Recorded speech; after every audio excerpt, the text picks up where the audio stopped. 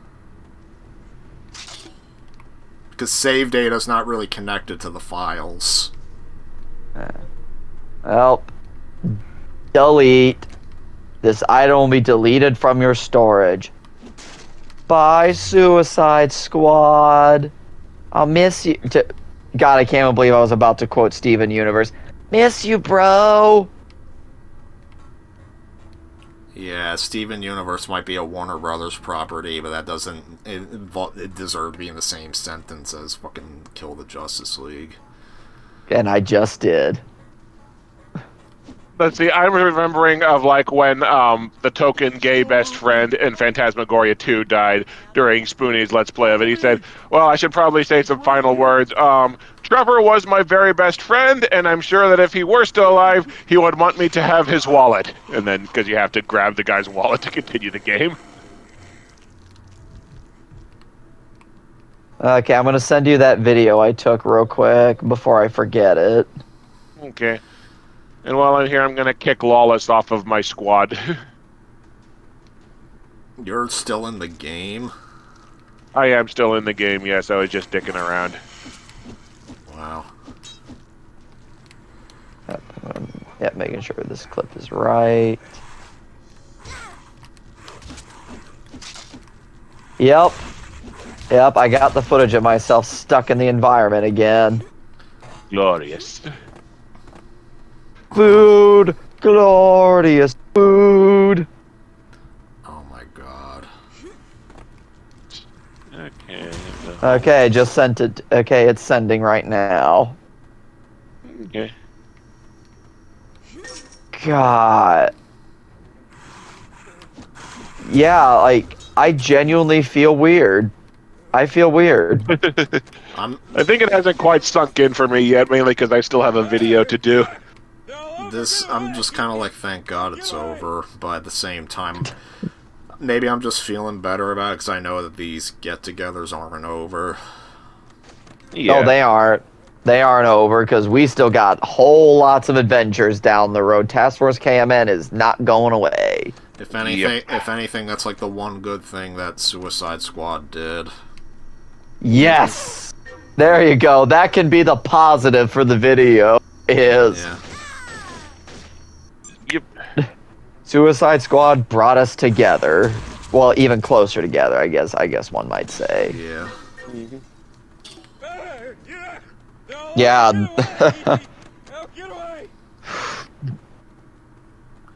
Yeah, that... I didn't think I'd be stunned. Seriously, okay. Schnick. I found like a list of the patch notes for Suicide Squad with this newest episode. It said reduce the duration of Deathstroke's suicide strike against certain enemies. Basically, made his finishing a special mode not take so damn long. But also, the XP requirements for squad levels have been decreased, and rewards from previously earned XP are given retroactively. So it wasn't a game bug. They did speed up progression and basically try to like reimburse you for how far along you should have been. Wow. Ah, wow. God. So that's why we had like a shit ton of XP points to spend. And Yes. frickin' that was because they chokeholded the grind trying to get you to spend money, right? Pretty much, yeah. Which didn't even make any sense because you couldn't spend money on progression like that. Well, I know. By the way, Schnick, are we off the air now? No, we're still going. Okay. I just wanted to make sure. But yep, I am going to honestly, while I'm thinking about it, I think I am going to start even though it's going to take a while. I am going to start installing our next game. Oh yeah, I should probably do that too, but I can do that after we end it. Right God, now, I'm detoxing because I got my Turok 3 physical copy for PS4, and I also got a slipcase to put all 3 of my PS4 Turok games. God, Yeah. yeah. I'm just holding the game right now, and I'm like, what have we done? Yeah. Skull and Bones. Yep. Okay. Viewers already guessed it in the chat, so it's not really too much of a surprise. So Yeah, fair, but I still want to do I still want that singing to go. Early on, I hadn't figured it out. Yeah, and also just for fun. yeah. Mhm. Oh, sorry. But no, it's good. I'm just like, I am looking forward to this, but again, I feel like I'm still like emotionally trying to process the end of Suicide Squad. I'm emotionally still trying to process that shitty ass cutscene they left off with. I mean, I tried to. I mean, do you fully get what happened in it? Yeah, I fully get what happened in it. And by Yeah. the way, all these suits that I think are discounted, I'm pretty sure they jacked up the prices, the base prices, before they discounted them. So Like, that's how they trick basically you. Try to make them artificially look like better deals. Just because I'm looking at these and I don't remember these costing like 2,400 coins. So they're basically pulling an Al stunt on them, huh? I think so. I thought you were gonna say they're pulling a DK Oldies stunt. Well, yeah, DK Oldies would do that too, but I don't know. When it comes to deals, I just think of Al immediately. Because that's how I work.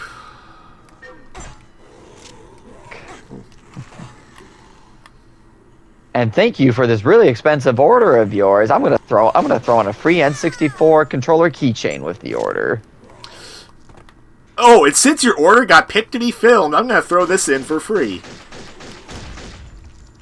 And it's usually like I have seen some really expensive ass orders Yeah. on their videos, and yeah, like they just get like as their free gift a free like N64 like controller keychain, while like some other like really lucky ass people, I think somebody got like a Mario like a Mario Kart game as one of their free gifts. One of the free things they did was that they threw in like a free Mario Kart toy, and like they did this cute thing where they freaking just it's like a wind-up Mario Kart toy, so they inserted the Mario Kart startup sound effect, and it's just them winding up the toy and having the toy like drive into the box. Well, and also like it just seems like Joey literally says like he literally did a video like your film, like, personalize it, give me a story to work with. And then most of the orders I see, it's just people still saying, please fill my order, and like my dumbass here has tried to personalize practically every single one of like my requests to film the order, and it's like I feel like my order gives you a lot to work. My story, like what I wrote, gives you a lot to work with, whereas these people are just like, fill my order. Oh, and let me guess, they only ever picked the film my order once, huh? No, I will say, to be fair, my order did get filmed once. You did get an order filmed? Yes, I actually did. Okay, then. You need to link me to which one it was, if you can find it. I actually will. Yeah. And I actually did get a pretty nice gift out of it. Wow, okay. I actually got the Pirates of the Caribbean at World's End HD on PS3, like the HD version on PS3. Wow. But also it wasn't Joey that filmed my order. It was back when the guy like Marty was filming him, and everybody was hating on him for some reason. And I actually thought he was okay. Huh. At least he kind of had less of a used car sale. Like, honestly, you're kind of like, I'm slowly starting to see your point, Nick, that he does like I'm sure he's just doing his job, and I don't begrudge him, and I don't begrudge the man. But at least Martin feels like less of a used car salesman than Joey. Yeah, like, that's the thing. Like, there was actually a video from, like, a former DK Oldies employee, and he revealed, and according to him, basically, what Joey does is an act. Like, he's not necessarily mean, but it's just that he does really play it up for the camera. And, yeah, like, that's why I blocked DK Oldies back when I used Twitter, because it's just like, they give off this fake positive feeling to them. Like, it just doesn't feel, it like feels annoying. And I just was tired of seeing that. Well, there you go, Oshnik. I You sent messaged it to you. Yeah, I got So it. if you, Yeah. so yeah, if you want to watch it, let me know. Get my order. Maybe one questionable choices. I mean, because Pirates was in there, like, I'm gonna...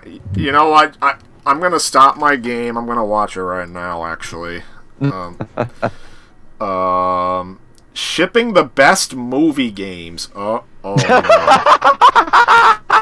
Miles originally came to the website for one thing. He caught his Legend of the Guardians. Okay, I see.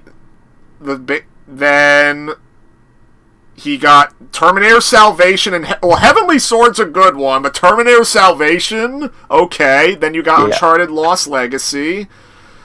What was the game that brought him here in the first... GTA 4, okay, I have to applaud you for that one. And since you love movie games, I wanted to get you one from when I was a kid. Okay. Okay, fair enough. They do make that sound personal.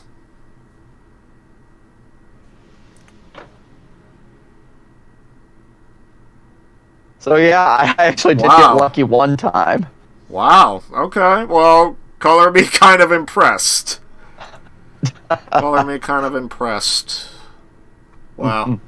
But yeah, like, I feel like I'm honestly running out of things to buy from them outside of, like, maybe spare controllers, and if even that, because, like, I think I've already got most of the games I want from them, and they're DS games. Well, they fucked up 2 DS orders, that kind of soured me. Yeah. And... So, honestly, like, I'm kind of debating whether or not to just flat out delete my DK Oldies account and maybe go search for a better online retro video game, for a better online video game store to buy from. Like, I'm sure there's one out there, I'm just not sure where, because, well, I've mainly used eBay for, like, my online game shopping. Yeah, I want, like, a good one, but I feel like, at least for me, my DK Oldies craze has kind of run its course. Oh, yeah. I mean, I hope you didn't overspend too much, but... Well, we won't talk about that. Yeah, it's okay. I did buy a DS from them, and it actually has surprisingly worked. 3DS XL, so... yeah, 3DS XL. Okay. Surprisingly working, but again, that was, like, the last big purchase from them. Like, honestly, like, I feel like at this point, I'm just trying to find stuff to spend on because I feel like I have to, but at the same time, I'm like, honestly, I feel like I've run my course with them.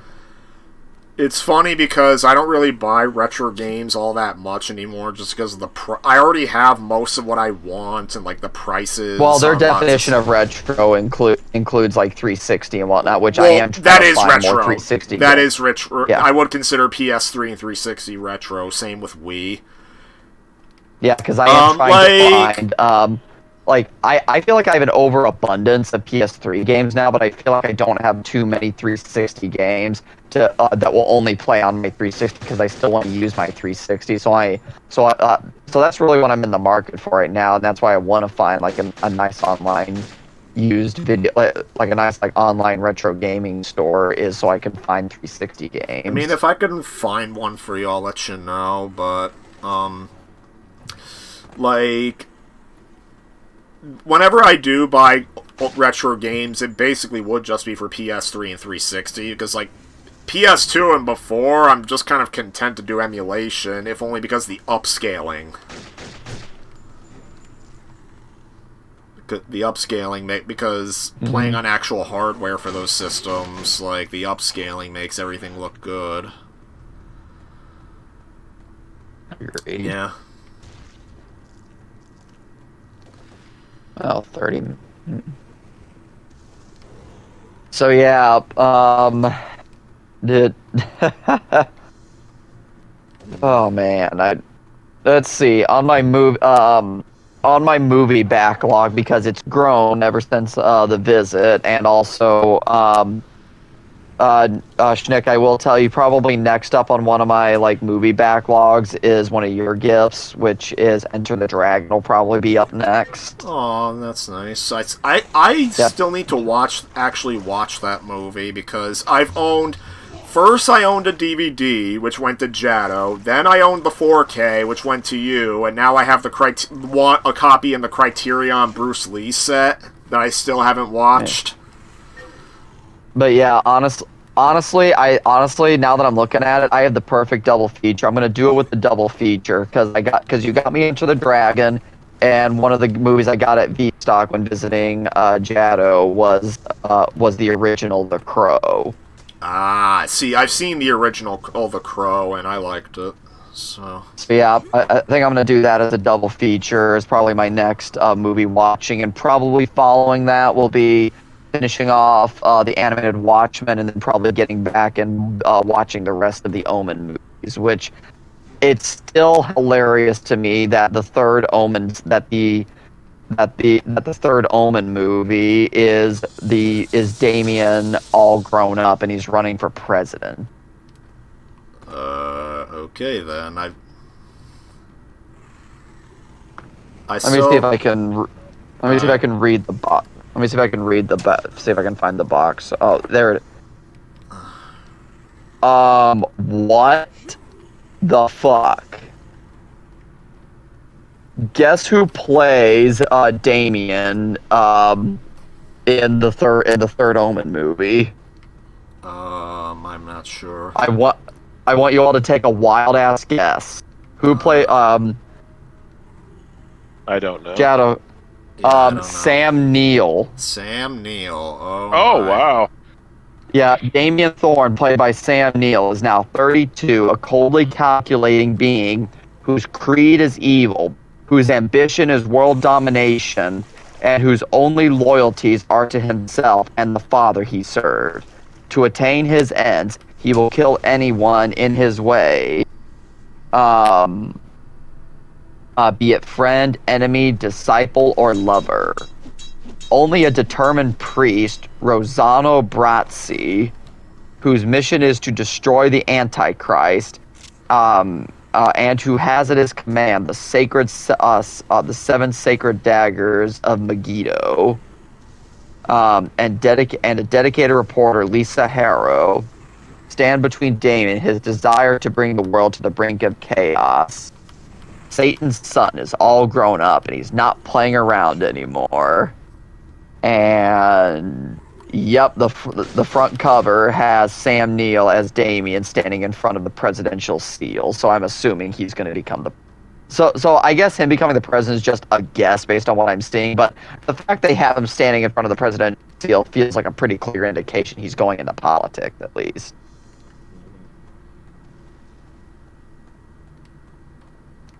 And I've heard the Omen sequels just get progressively worse. Well, there's a surprise. And then they did a remake of The Omen with Liev Schreiber. And this is a Shout Factory release collection that my parents got me for my birthday back in October, along with the first Omen.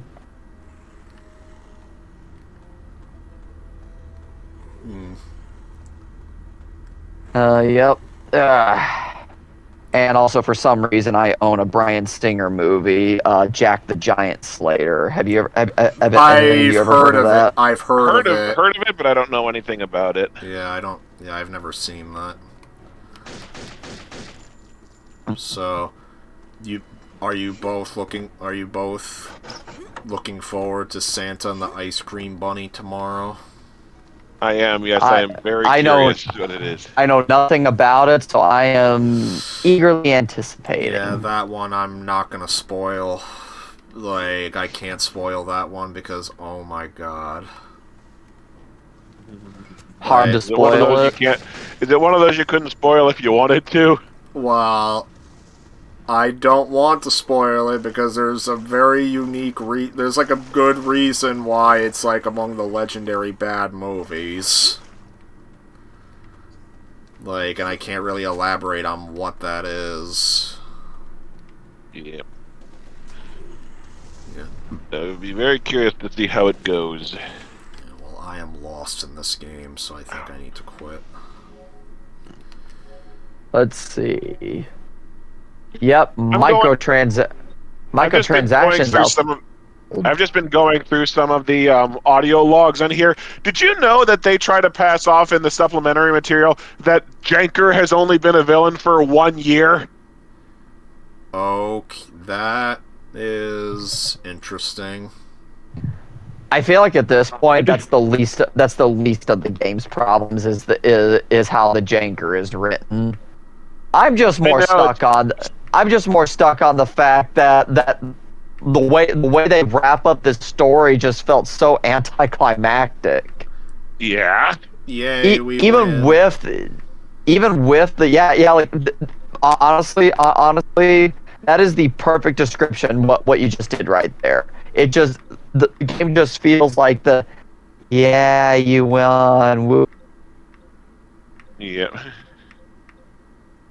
It's kind of like that Michael Shea gif from Saturday Night Live where Michael Shea is just going, yay.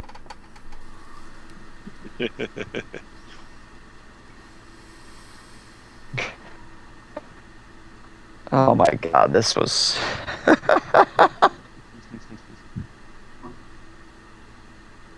Oh my god.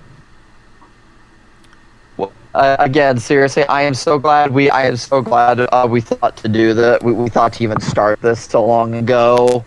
Yeah. Because Jado, I am so happy you did not have to suffer through this by yourself. Yeah. Yes, I am glad we took this journey together.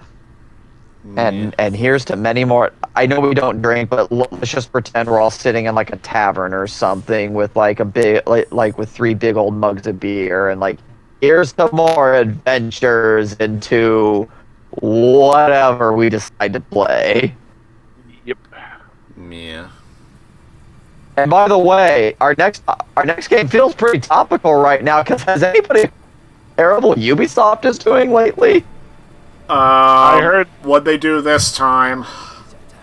They're like probably gonna have to sell their company to like somebody because their business is going down. Like share prices are dropping rapidly. Their game revenue is going in the crapper. They've had to delay Assassin's Creed Shadows again after the already massive delay into this year.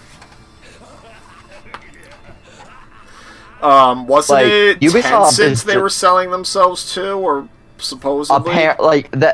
That's an option that, yes, is supposedly on the table at Tencent. But Ubisoft put out that drawing about how live services were an infinite cycle of money. Oh yeah, thank you, James Stephanie Sterling, for talking about that, which, by the way, their video feels really appropriate. Yeah. So yeah, our next choice is very topical because it's from another company that's probably going down the shitter. Mm-hmm. Like, that's just what we need, frickin' these companies to frickin' learn and not be rewarded for frickin' doing this shit. I will say though, and I think James Stephanie Sterling did put it best.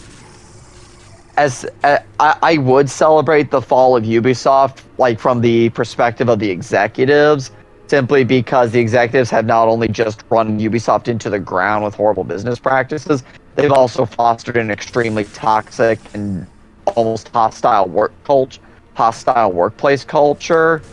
So, like, I would be happy for Ubisoft dying if it was just the executives, but we all know they got their golden parachutes. It's going to be the employees, and James Stephanie Sterling talked about that. Yeah. That it's going to be the employees that are going.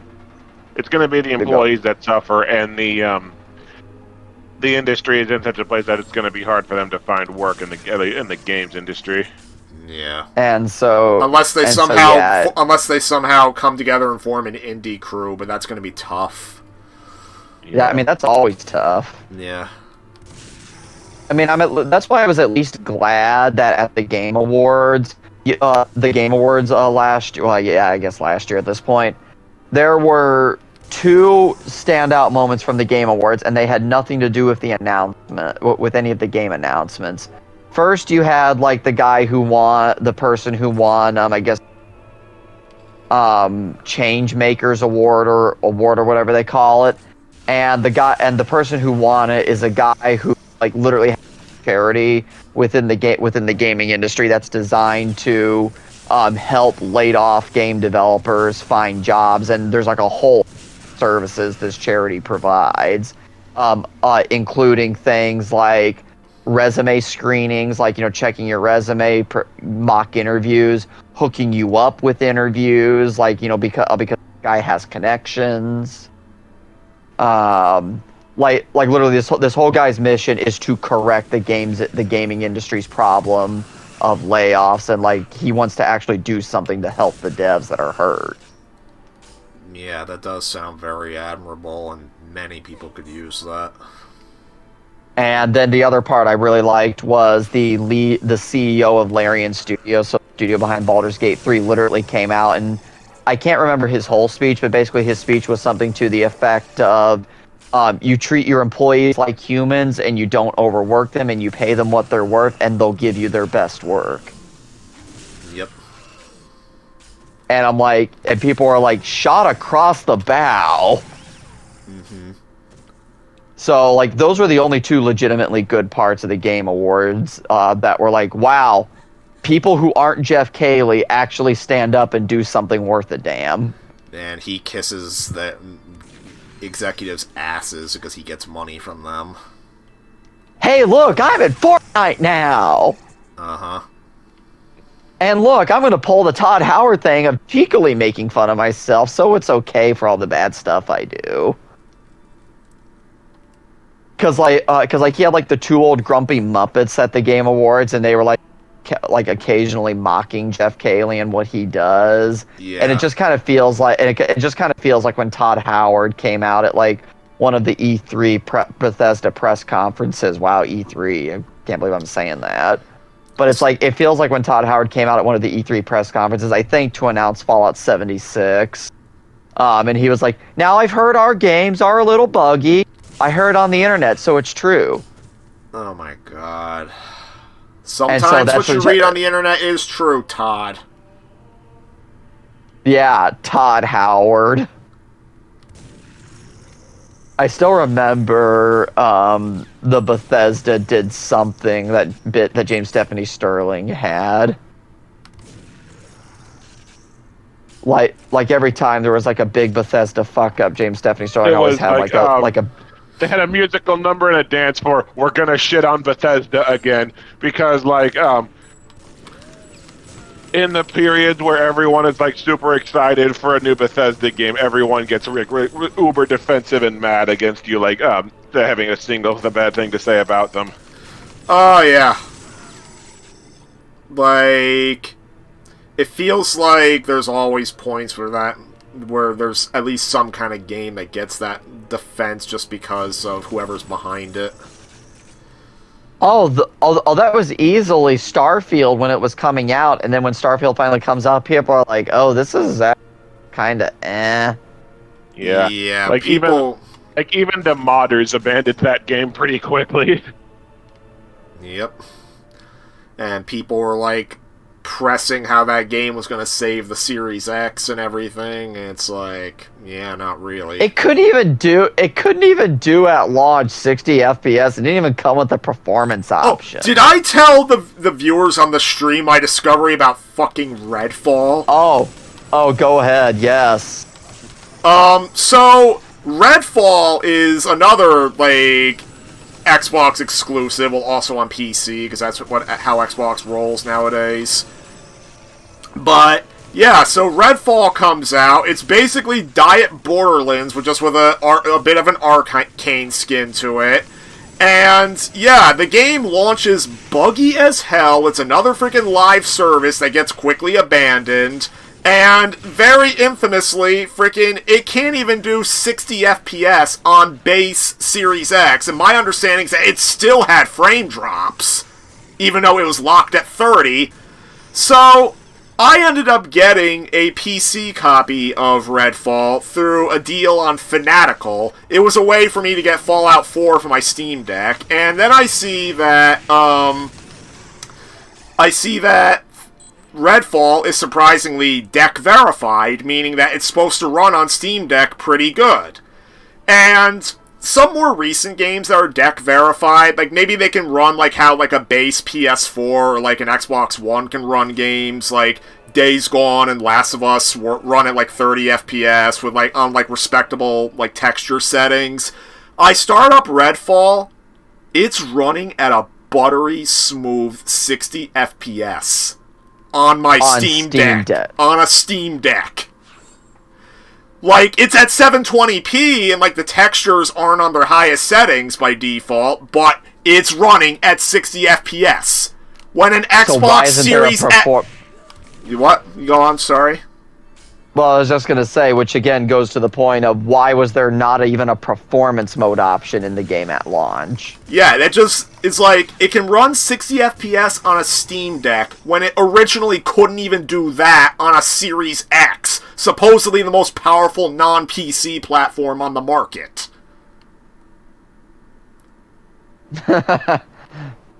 Beats me. Honestly, kind of reminds me of like the big Xbox One, Xbox One exclusive, like back when it came out, was Crackdown 3, and they were like, how is this next gen? Do you have fully destructible environments? No. Can you do 60 FPS? No. Next gen. That's so funny because Crackdown 3 was like down to $10, probably even less for new copies, like very quickly. Oh, because it's pathetic and nobody wanted it. Yep. Well, frankly, games like Anthem and Suicide Squad Kill the Justice League ended up like that, too.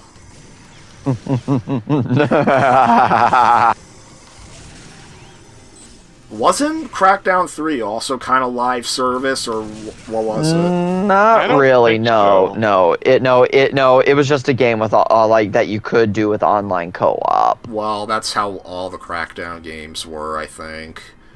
Yeah, so no, it was... not a live service. Well, yeah, the only Crackdown I really played was the first one, and I remember not being all that impressed with it, but I think it was popular. Same. Yeah, like, it was popular, but the second game just felt like a cheap zombie, open-world zombie shooter, honestly. Hey, Joe, you want to play a zombie game? Oh, God. I'm still sad to admit that there are at least a few bits of that channel that I actually still like to watch, just because it reminds me of like, when you weren't up your own asses. Frickin', for me, the thing I still remember from him is fly off to the right and explode. Whoa. Fly off to the right and explode. Fly off to the right and explode. I think the thing I still like remember... super cocky and annoyed way he delivers that. I think the thing I still remember the most, honestly, is in his Saints Row 3 review. Of, like, he actually calls a sex shop. I'm not joking. Oh my He actually calls like a sex toy shop. Jado, you're gonna love this. So he calls a sex toy shop, and he says like, hey, so I video games, and I'm playing this game Saints Row 3, and you run around and beat people with a dildo, or sorry, and you beat people to death with a big purple dildo.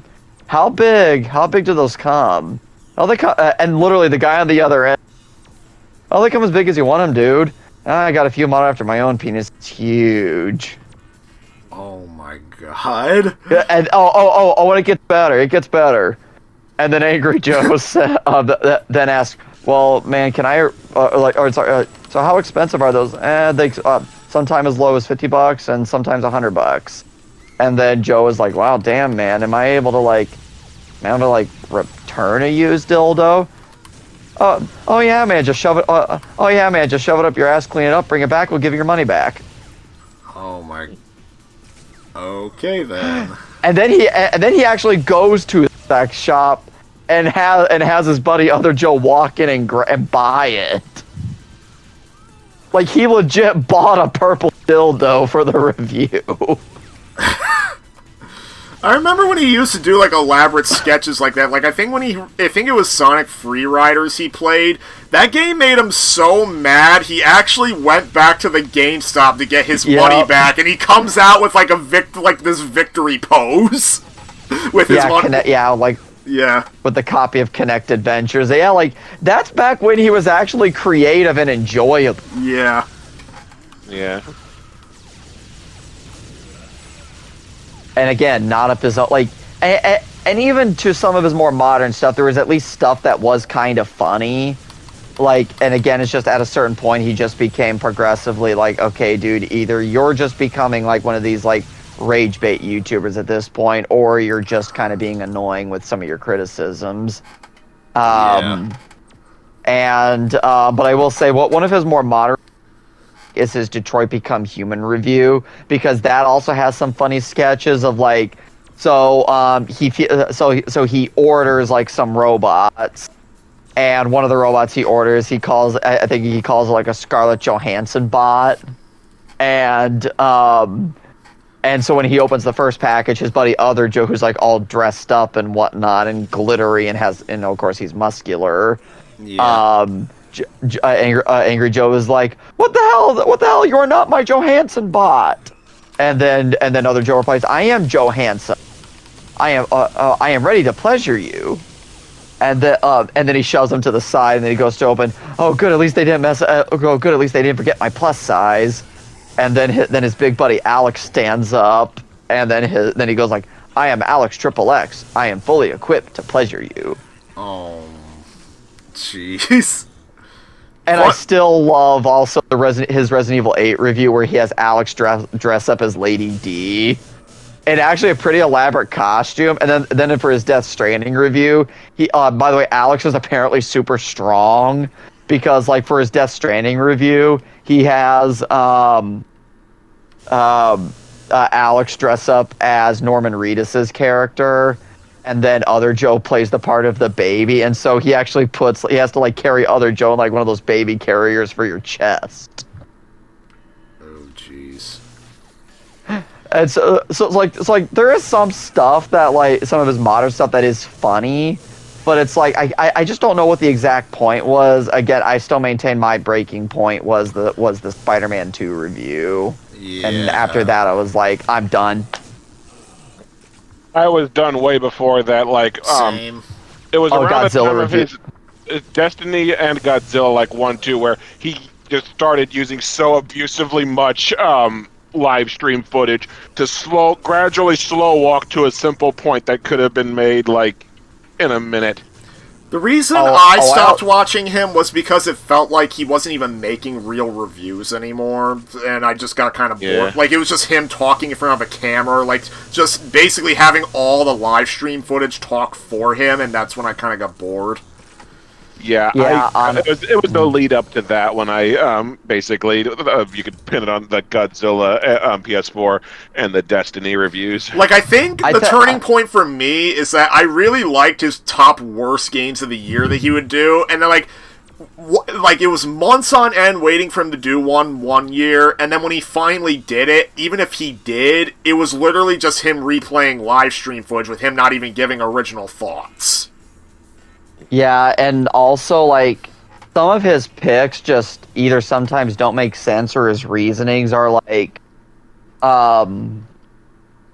okay, you can disagree with The Last of Us 2 and whether it's a masterpiece or not, but the fact that he put it on, like, one of his worst of lists, I'm like, okay, can we just pump the brakes here and just agree that, okay, we may disagree on The Last of Us 2, but it was not one of the worst games of that year. Yeah, I would not say it wasn't. I wouldn't say it was, like, I would hesitate to say it was one of my favorite games in that year. Oh yeah, no, I'm not saying you have to think that, but I'm just saying, can we all at least agree it does not deserve to be on a worst list? Yeah. Yeah. So, honestly, I think for me the real turning point was like this is where at least the gears started to turn in my head of like, okay, it feels like you're just getting lazy now. I think it was one of his Madden reviews. One of his Madden reviews, I swear to God, at least half of it was just clips taken from other YouTubers talking about the Madden game, and he was like, "I'll let this other YouTuber talk about it." And he even started doing that on some of his worst of lists, where he would just pick games that he didn't even play and just use clips from other YouTubers.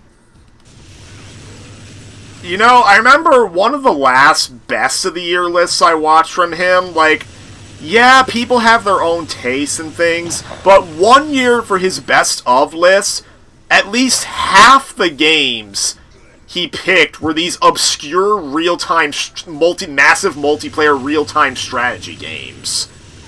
Like, that I had never heard of until he mentioned them. And basically his reasoning for putting them on the list was a single clip of him going, "Yeah, Angry Army, charge!" And that was the extent of his thoughts. Yeah, honestly, that's why I've honestly just started pulling back from a lot of like the big YouTubers, the ones with like million plus, just because like it just feels like at some point they get a little too big for their britches, and they're no longer as interesting as what drew me to them. That's why I like kind of smaller, semi-popular people like Matt Muscles.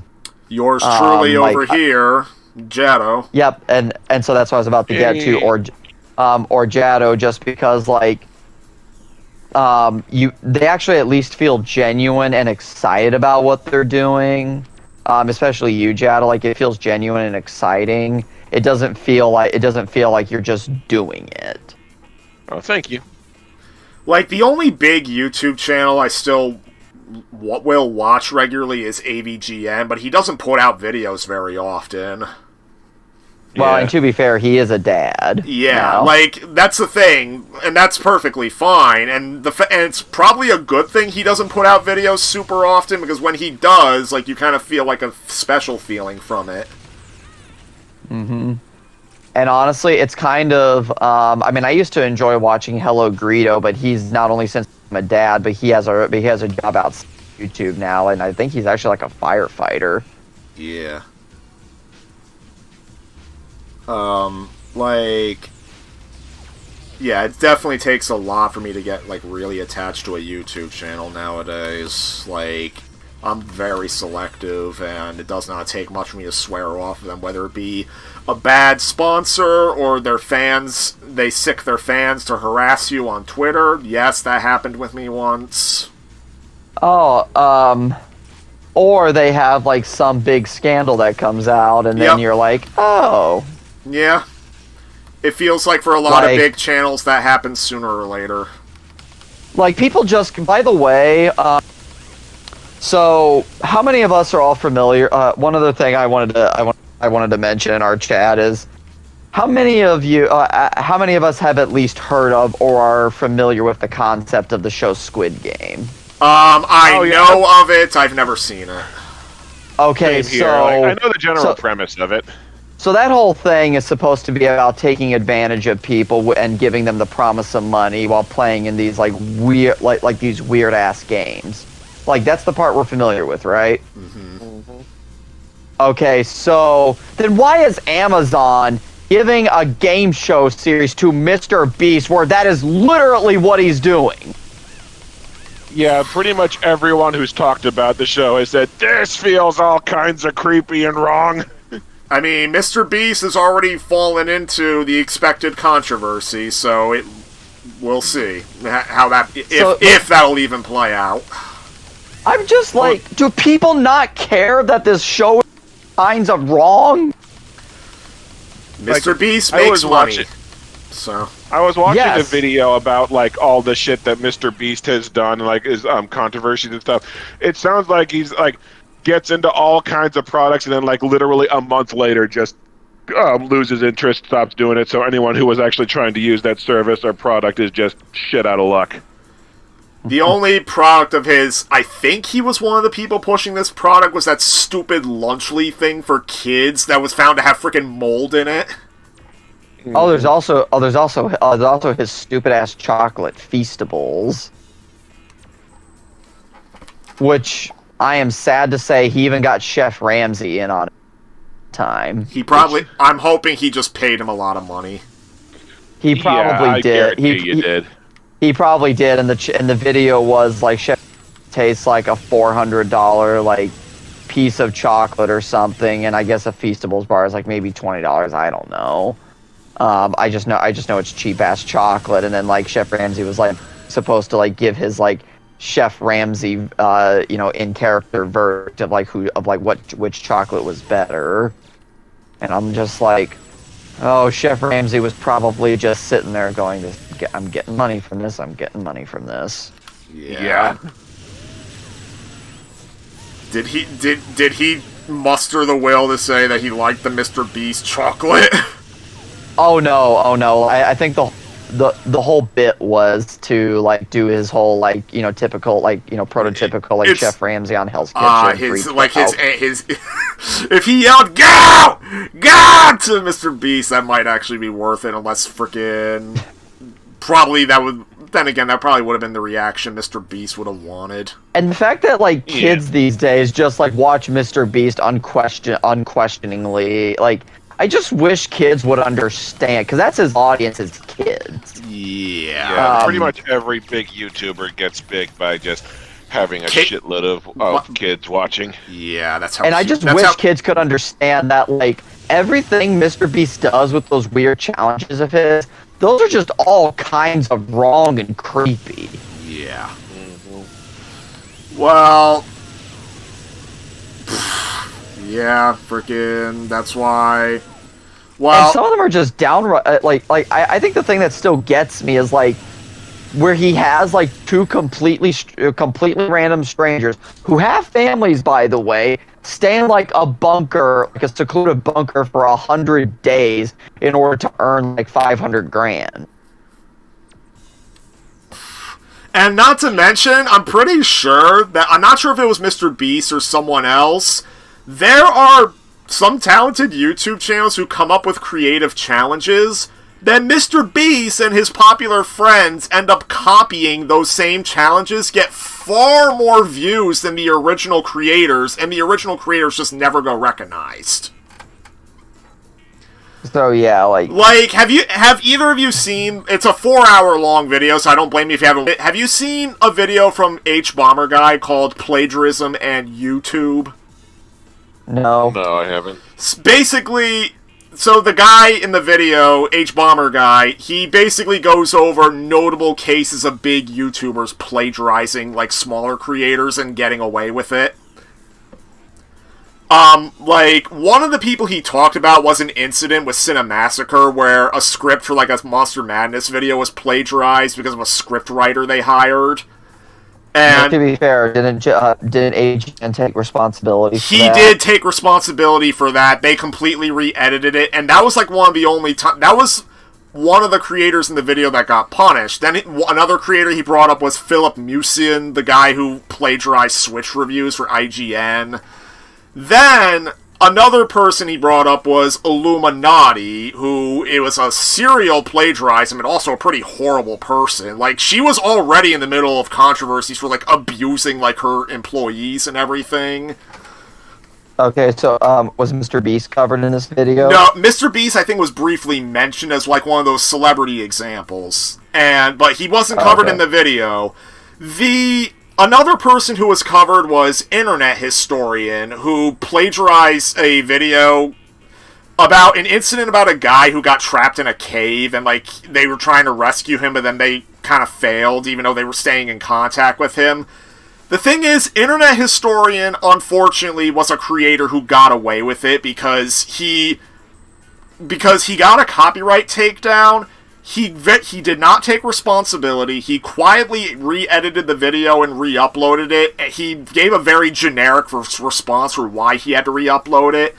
So he re-uploaded it, and he continued about his business as if nothing happened. He never admitted to it or anything. And unfortunately, his viewers were very defensive of him. Anybody who tried to call him out on it, his viewers were harassing people who would try to call him out. They're like, "Oh, it was a mistake he admitted to. You gotta forgive and forget." He never admitted to it. And for that alone, I will just never watch Internet Historian. But the big guy who was exposed in that video was a little tragic. It was a guy called James Somerton, who got a lot... I feel like we've heard. Yeah, James Somerton got a lot of praise for, being, a big spokesperson for LGBT folks. When in reality, he was stealing so much work from smaller, unrecognized LGBT folks. And the thing is, his plagiarism went uncovered for so long because anybody who tried to call him out on it, he would just use the gay card. Like, he would say, oh, you're just criticizing me because I'm gay, and he would get his fan base to sick whoever was trying to criticize him, oftentimes including the original creators, who were LGBT themselves. Like, the guy was like a freak on that front. And it took the H-Bomber guy video to finally take him down, and of course he played the victim and everything afterward, like, but nobody was buying it by that point. Good. Yeah. Well, gents, I'm probably gonna get ready for bed. We went much longer than I thought we did. We were going to. Yeah. Honestly, I think it was needed. And it was, and I'm just glad we played together. That we finished the Suicide Squad journey together. Now the task of the final the task is the final piece of documentation of that game. Yep. Yeah. Thank God I have Yeah, Chinese listen to me already. on me. Yep, I'll have to order some Chinese food and film it, because honestly, that joke I think is gonna go so well. Yeah. Yeah. But yep, gents, you all have a good night. Yeah, have a Yep, good you night. too. Good night. Bye. See ya. Perfect timing. I just finished Time Splitters with another gold medal. Alright. Nice. Alright, goodbye.